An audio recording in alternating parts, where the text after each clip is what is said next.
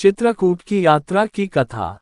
दूसरे दिन प्रातःकाल संध्या उपासनादि से निवृत्त होकर राम, लक्ष्मण और सीता ने चित्रकूट के लिए प्रस्थान किया। वे यमुना नदी के किनारे पहुंचे। चित्रकूट पहुंचने के लिए यमुना को पार करना आवश्यक था। यमुना का प्रवाह अपने पूर्ण यौवन पर था, उसमें गंभीर जलधारा अति वेग के साथ प्रवाहित हुए जा रही थी। यमुना के इस प्रचंड प्रवाह को देखकर सीता आतंकित हो उठी।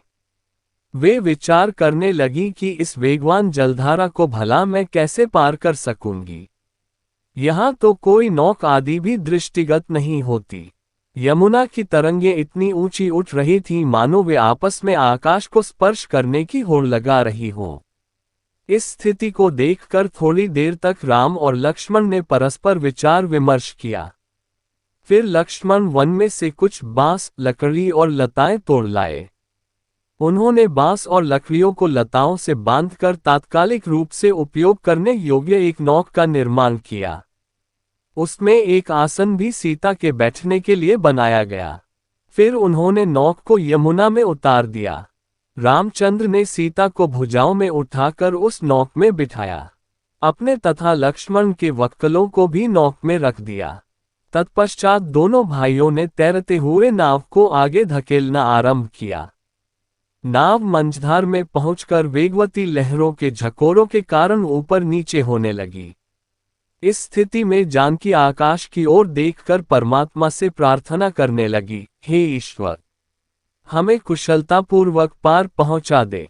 मैं यह व्रत लेती हूं कि वनवास की अवधि समाप्त करके लौटने पर मैं यहाँ यज्ञ करूंगी। कुछ ही काल में समस्त बाधाओं को पार करती हुई नौक यमुना के दूसरे तट पर पहुंच गई।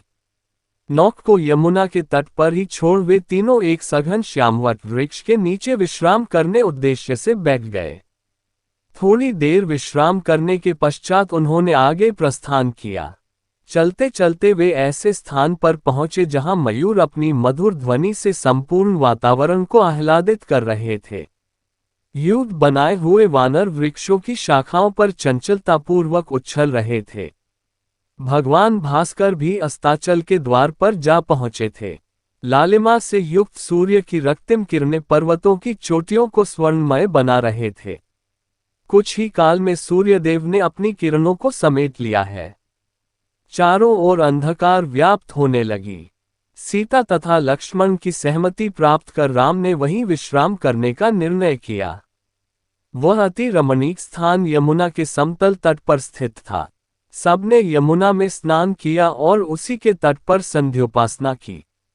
उसके पश्चात लक्ष्मण ने राम और सीता के लिए तृण की शैयाओं का निर्माण किया और वहीं उन्होंने रात्रि व्यतीत की। इसी भगवान की वीडियो देखने के लिए सब्सक्राइब करें चैनल को और बेल आइकॉन दबाएं।